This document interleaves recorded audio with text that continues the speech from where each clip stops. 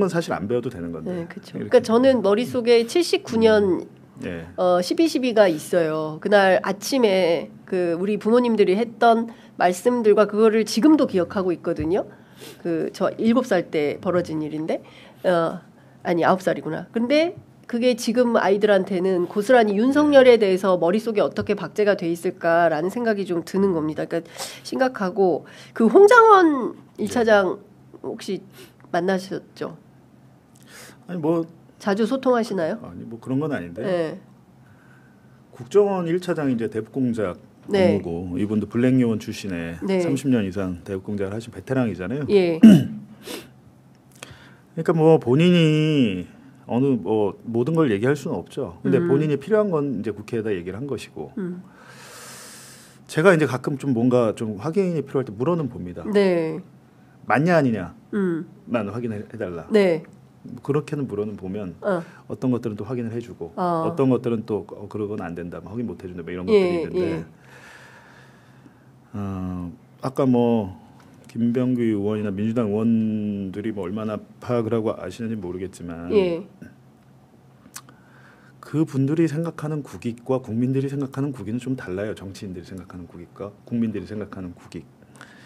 제가 이제 제일 걱정되는 부분은 국정원과 정보사는 전쟁 유도를 했다는 부분이에요. 네. 그러면 지금 무인기에 대북 전단을 실어서 살포를 했다면 여기서 띄웠을까요? 한번 생각해 보세요. 우리 남한 육지에서 띄웠을까요? 아니다. 아닙니다. 배에서 띄웠습니다. 배? 서해상공. 서해상. 아니면 중국 영해로 가서. 예. 그렇다면 띄운 주체가 누굴까요? 딱 몇 개 특정이 되잖아요. 예. 국정원, 방첩사, 드론작전사령부. 이 셋 중에 하나예요. 드작사. 예. 네. 셋 중에 하나인데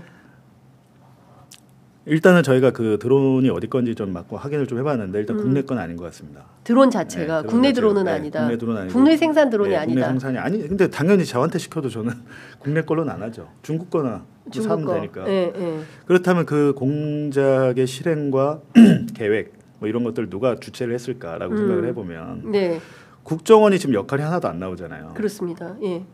근데 지난 3월부터 삼청동 안가회동에 국정원장은 계속 앉아 있었다는 조태용 계속 있었어요. 예. 근데 국정원이 정말 그 조직과 그 비용으로 그 많은 예산이 제일 많은 조직인데 아무것도 안 했을까요? 그러니까 임무가 부여됐을 것 같아요. 임무가 됐습니다. 그리고 그럼 조태용 원장이 비상계엄 선포 직전에 그 같지도 않은 국무회의 그런 걸 열었을 때 조태용 원장이 국무위원도 아닌데 앉아 있었잖아요. 그분의 역할은 하나죠. 대북 공격이나 사회적 소요의 위험이 있냐 없냐 네가 말해봐 라고 하면 그 자리에 그런 사회적 혼란과 관계된 세 개의 부처는 국가정보원하고 행정안전부, 경찰을 관할하니까 그리고 국방부죠. 그럼 김용현이 당연히 큰일 났습니다. 이거 뭐 대북 뭐 이렇게 위기를 조장했을 거고.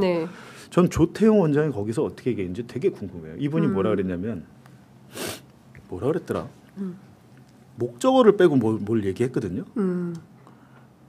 어디 국회에 출석해서 아니면 이례적으로 KBS랑 인터뷰. KBS랑 인터뷰를 해서 애매한 말을 했어요.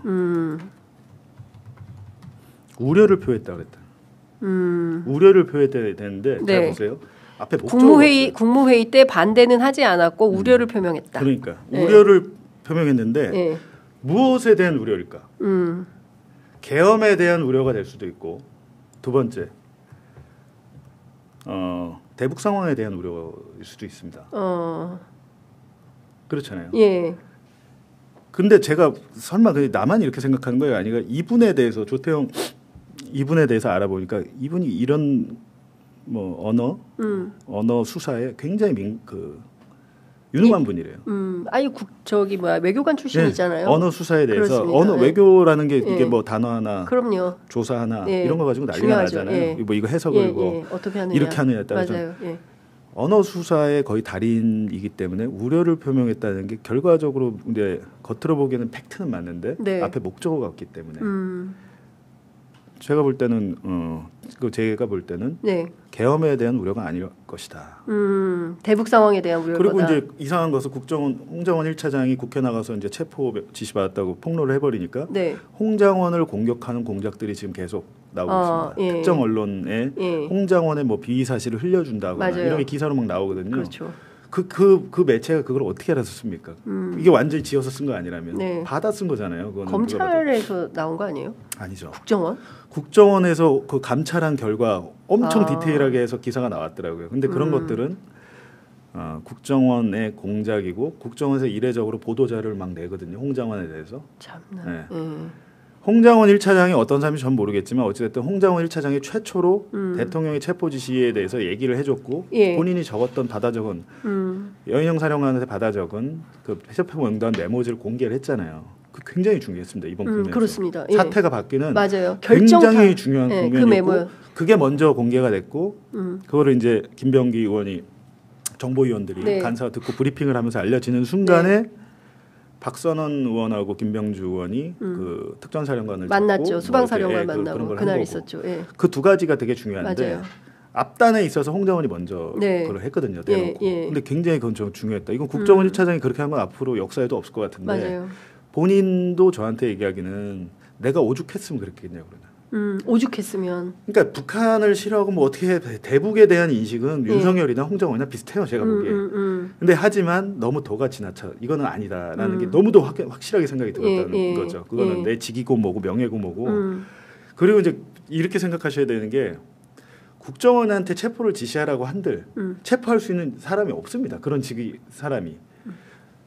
국내 그 정보 수집 파트도 없고 없어요. 못해요. 국정원이 이제 유일하게 뭐 할 수 있는 게 뭐냐면 대테러 부대가 있는데 그 대테러 부대의 대부분은 경찰이나 군의 그 특수 그 병들이에요. 네.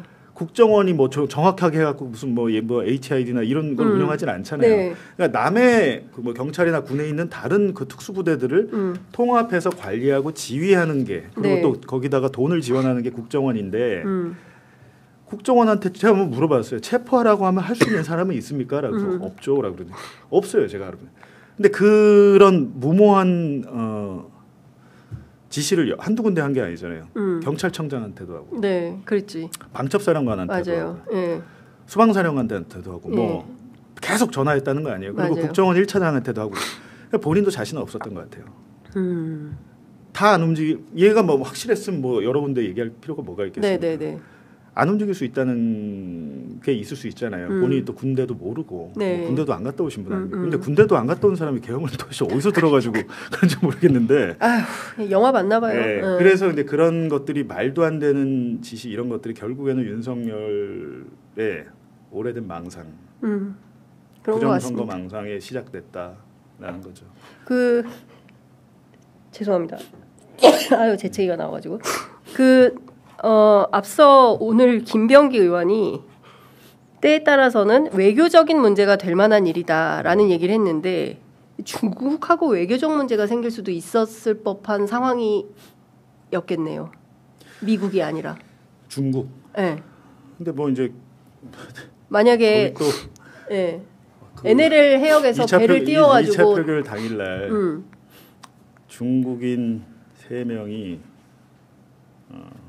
드론을 띄워서 국정원을 촬영하고 뭐 어쩌고 중국 얘기를 계속했어요. 그것 때문에 중국 외교부에서 난리 났잖아요. 마우닝이 원래 오랜만에 남의 나라 그 정치 더 많은 게 원칙이라는데 중국에 대해서 왜 그럴지 모르겠지만 이제 중국과의 외교적 갈등도 있을 수 충분히 있고 일단은 북한을 자극하려고 했기 때문에 그런 것들 제가 볼 때 이제 자작극이 있었을 거예요. 자작극이 그러니까. 추정이 되고 우크라이나든 NLL이든 뭐든 하는데 기본적으로 지금 뭐 해결돼야 될 게 무인기나 공물 풍선 원점 타격 이런 것들 그리고 서해상에서 계속 해병대가 계속 포훈련 계속하면서 야 제발 좀 쏴줘 할 정도로 계속 반복해서 했잖아요. 5, 6, 7, 8월 달에. 근데 북한이 이제 우크라이나 때문에 정신이 팔려가지고 러시아 뭐 돕는다고 해서 그것 때문에 뭐 그렇게 됐는데 정말로 큰일 날 뻔한 거죠. 그러니까요.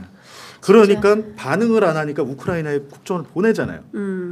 거기서 또 자극을 하려고. 그러니까. 네. 근데 거기서 만약에 군인 10명이라도 데리고 들어오면 어떻게 되겠습니까? 그러니까 북한이 아까 김병주 의원 말씀하셨는데 북한이 러시아에 파병하고 그 우크라이나 전쟁에 막 몰두해 있어서 그나마 두 개의 전선을 가지고 둘 다 할 수 없어서 못했기 망정이지 둘 다 전쟁을 수행하려고 작심을 했더라면 정말 무슨 일이나 변고가 나도 크게 변고가 났다. 근데 이게 진짜 아둔하고 멍청한 생각인 게 뭐냐면 자기들도 죽을 수가 있어요. 전쟁이 나면. 근데 그 생각은 못하고 자기들은 천년만년 살 거라고 착각하는 것 자체가 이 아둔함을 어떻게 할 거냐라는 생각이 들 정도입니다. 근데 이 아둔함을 지키겠다는 게 국민의 힘인 거잖아요.